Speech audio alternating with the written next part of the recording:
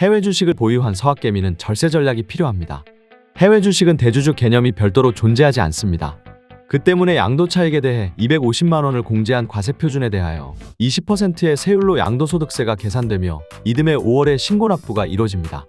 해외 주식 거래는 환전 과정이 필요한 만큼 취득 및 양도 시 해당 국가의 환율이 적용됩니다. 해외 주식을 100달러에 매수하고 연말에 동일한 금액에 매도한다고 가정해봅시다. 취득 시점 대비 양도 시점의 환율이 상승하는 경우 해당 손익이 양도 차익에 반영됩니다. 다만 양도세 계산 시 취득과 양도 모두 결제일 기준 환율을 적용하며 결제일 이후 환전 시점까지 발생한 환차익은 과세 대상이 아닙니다. 해외 주식과 관련한 가장 기본적인 절세 방법은 바로 손익을 통산하는 것입니다. 해외 주식은 기본적으로 1년 동안 발생한 이익과 손실을 상계해 최종적인 손익에 대해 양도세를 부과합니다. 이익이 많이 발생한 경우 보유 종목 중 손실 중인 종목이 있다면 손실을 확정해 손익 통산을 통해 양도 차익을 줄일 수 있습니다. 그럼 강의를 통해 주식 관련 양도소득세에 대해서 알아볼까요?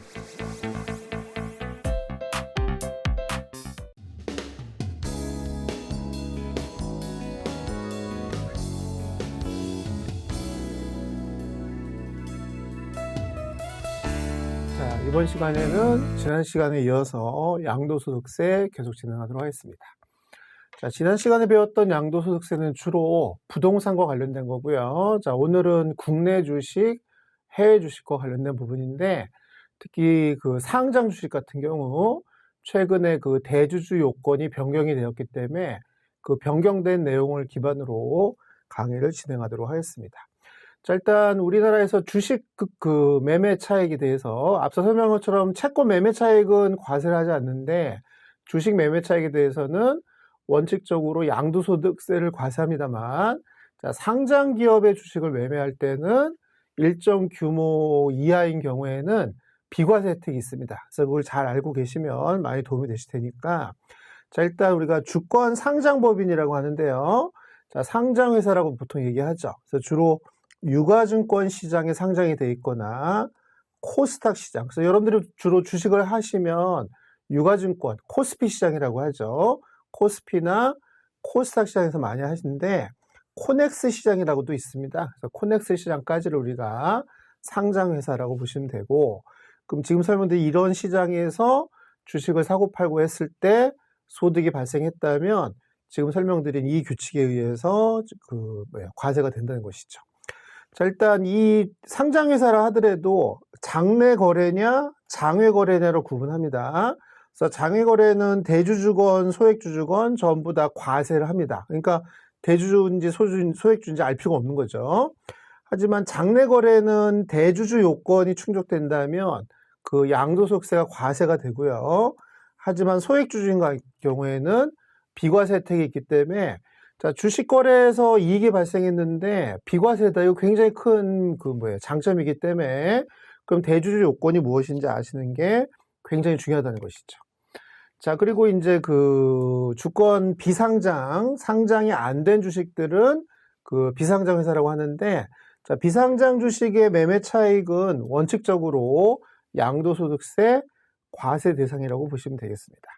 자, 그러면 자, 우리가 주권 상장 법인의 대주주 요건이라는 건 무엇이냐? 일단 지분율과 시가총액 판단을 합니다. 근데 기준이 언제냐면 주식 양도한 회계연도 그 시점이 아니고요. 그 직전 연도 종료일 기준이라는 거죠. 그러니까 다시 말하면 제가 만약에 올해 7월 달에 주식을 팔았다.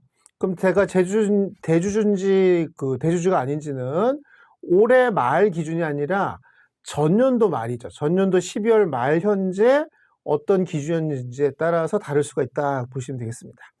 자, 그리고 그 주식의 소유 주식의 비율이 높거나 또는 시가총액 중에 어느 하나라도 충족을 한다면, 그래서 두 가지를 동시 충족하는 게 아니라 둘 중에 한 가지 조건만 충족하더라도 대주주로 본다는 것이죠. 그러니까 우리가 흔히 말하는 대주주란 말하고 그 양도소득세 과세할 때 대주주라는 표현은 좀 조심하셔야 돼요. 좀 표현이 다른 겁니다. 자, 그러면 과세할 수 있는 그 주주를 우리가 대주주라고 하는 건데, 지분율은 얼마 정도 이상이 되느냐?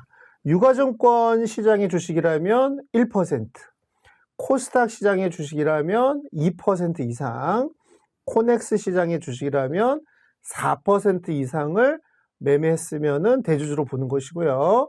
자, 시가총액 같은 경우는 그 시장과 관계없이 그 시가총액, 자기가 매매한 시가총액의 총 금액이 50억 원 이상이라면, 그러니까 과거에는 10억 원 이상이었어요. 근데 그러다 보니까 소액주주들이 그 10억 원 이상을 거래하는 그 주식 매매하는 사람들이 그 연말이 되다 보면은 양도소득세를 회피하기 위해서 주식을 막 팔아치웠다는 것이죠. 자, 그런 거를 피해가기 위해서 자, 10억 원이라는 시가총액 규모를 50억 원으로 상향 조정했습니다. 그래서 어떤 한 종목을 50억 원 이상 거래하는 사람들은 많지가 않겠죠. 그럼 무슨 얘기냐?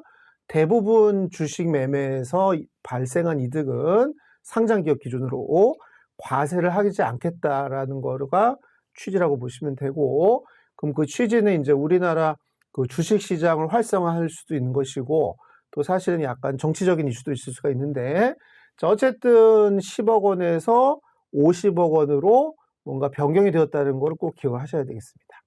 자, 이에 반해서 이제 우리가 동학개미라고도 하고 대비되는 그 집단이 서학개미잖아요. 그럼 여러분들 주로 미국이나 이런 데서 주식 거래를 해서 애플이나 엔비디아 주식을 매매했다면 그때는 그 금액이 얼마인지랑 관계없이 전부 양도소득세 과세 대상이 되는 겁니다.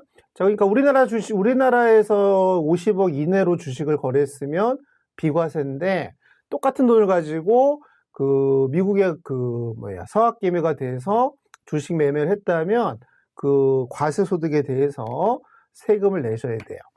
자, 그러면 우리 주식 양도소득세 계산 방식을 좀 보자는 것이죠. 자, 일단 양도가액, 그러니까 우리가 매각할 때 금액이에요. 그 금액에서 취득가액 플러스 양도비.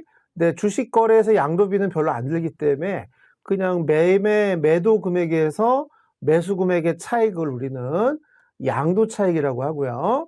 그럼 양도 차익이 곧 우리 주식에서는 양도소득 금액이 되겠죠. 왜냐하면 우리가 부동산에서는 장기 보유 특별공제라는 게 있습니다만 주식은 그런 게 없다 보니까 양도 차익이 곧 양도소득 금액이 됩니다.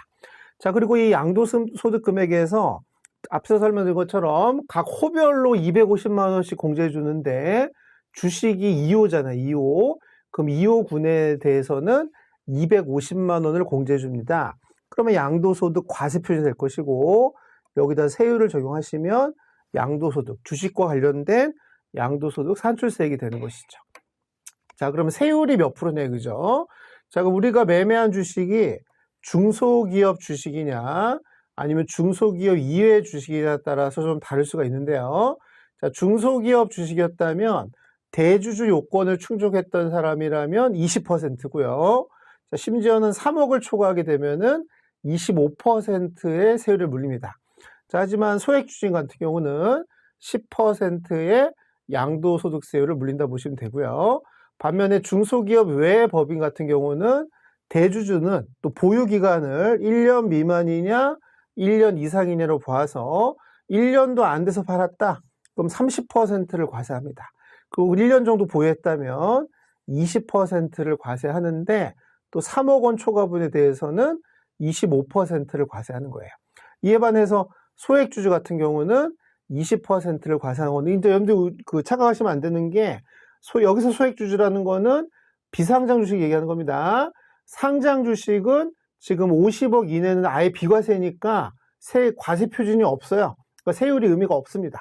자, 그러면 우리가 주식 거래는 상장만 있는 게 아니라 비상장 주식도 있을 수가 있으니까 그럼 비상장 주식을 내가 매매를 했는데 그게 중소기업이 아니고 또 대주주 요건이 아니었다면 그때 20%라는 세금을 내라는 거예요. 그러니까 세율이 이렇다는 것이고 앞서 설명드린 것처럼 자, 그 상장회사고 50억 이내의 거래였다면 그때는 비과세 혜택이 있으니까 과세 표준이 0이기 때문에 세율이 20%라는 건 의미가 없겠죠.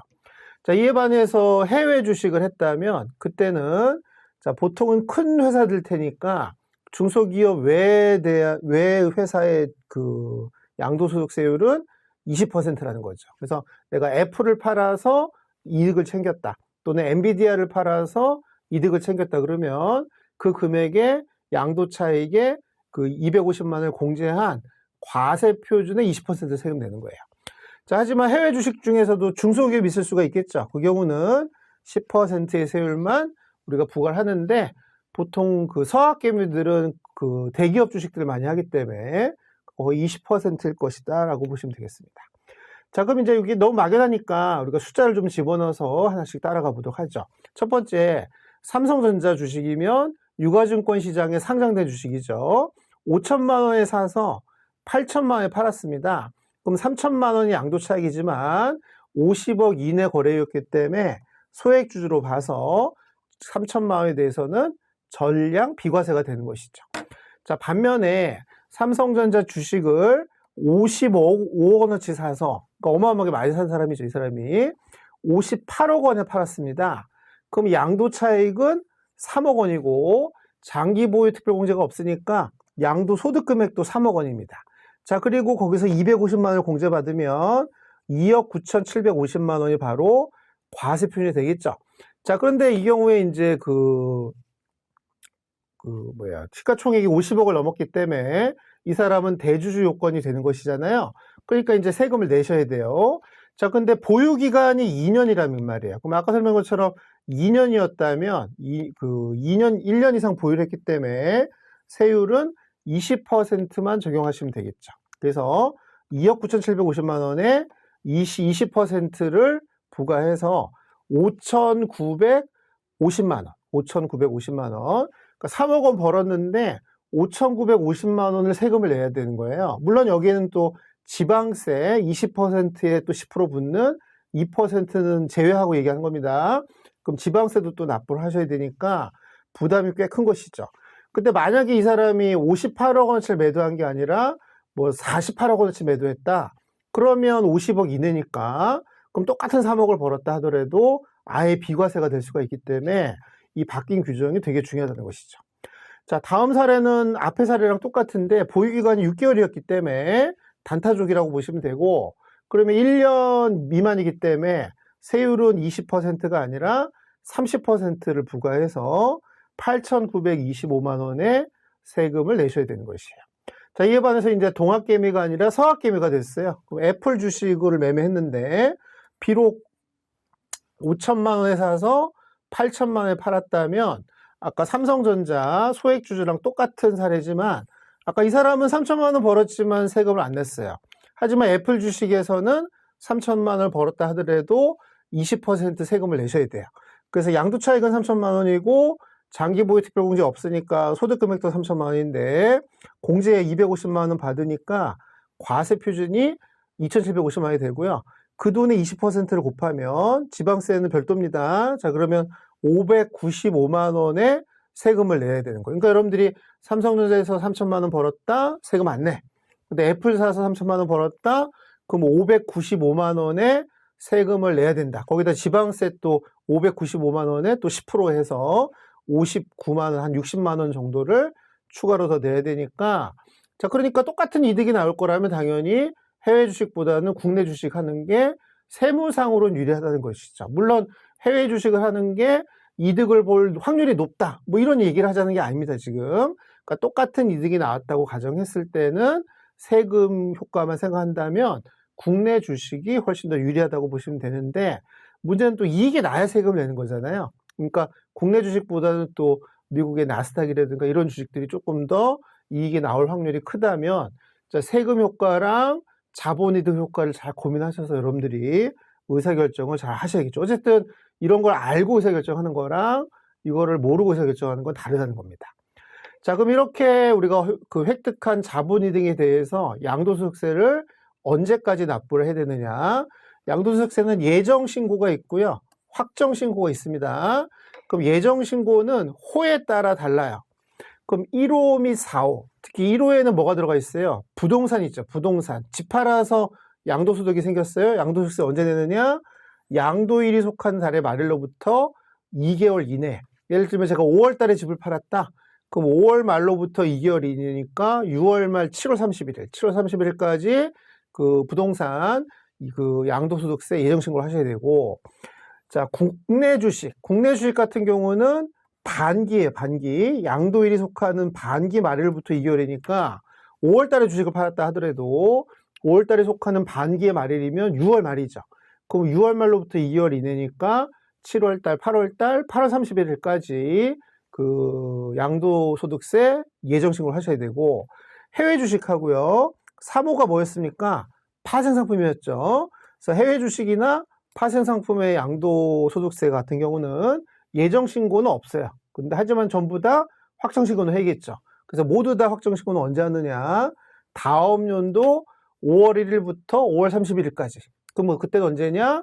보통 종합소득세 확정신고하는 날 같이 하는 거죠. 그때 양도소득세도 같이 신고하도록 돼 있다. 그러니까 여러분들이 그 세법을 잘 모르시는 분들 헷갈리는 거예요. 왜냐하면 종합소득세 낼 때랑 양도소득세 낼 때랑 막 날짜가 같으니까 아무 때나 같이 내도 된다고 생각하시면 할 수도 있는데, 엄밀하게 말하면 각 세금의 종류에 따라서 그 신고 일자랑 또 납부 일자가 서로 다 다르기 때문에 이런 강의를 통해서 여러분들이 이걸 잘 알고 계시는 게 되게 중요합니다.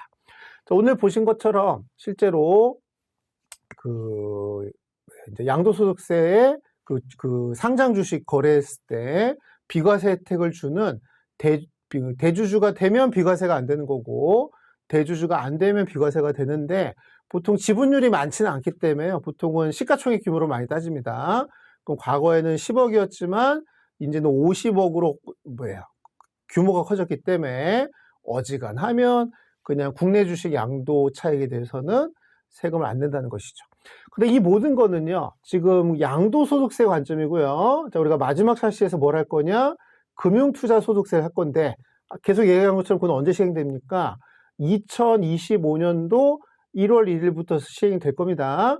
그럼 그때부터는 또 이 얘기는 달라지는 거예요. 지금 얘기한 건 양도소득세 관점이고, 금융투자소득세 관점에서 보면은 또 이런 비과세 혜택은 또 아니에요. 공제가 좀 많이 받을 뿐이지 이런 비과세가 되는 건 아니기 때문에, 물론 또 금융투자소득세가 또 연기가 될 수도 있어요. 뭐 그때 가서 또 조정할 텐데, 어쨌든 여러분들이 2024년도에 대해서는 양도소득세가 적용받고, 우리 국내 주식 매매 차익에 대해서는 2025년도부터는 금융투자소득세의 그 규정을 적용받아서 여러분들이 관련된 세금을 납부를 하셔야 됩니다. 자, 그래서 지난 시간은 주로 부동산, 오늘은 주로 국내 주식, 해외 주식과 관련된 양도소득세에 대해서 설명드렸습니다. 여기까지 해서 양도소득세 강의는 마치도록 하겠습니다. 수고하셨습니다.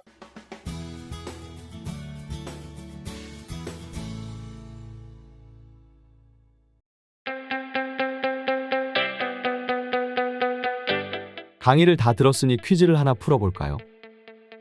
다음 문장의 괄호 안에 알맞은 숫자는 무엇일까요? 양도소득세 기본공제란 양도소득세 과세표준을 계산함에 있어서 양도차익에서 양도소득자별로 연일회에 하나요 몇백만 원을 공제하여 주는 것을 말합니다.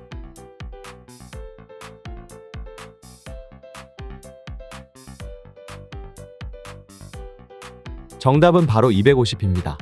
모두 정답을 맞추셨길 바라며 다음 강의로 찾아올게요.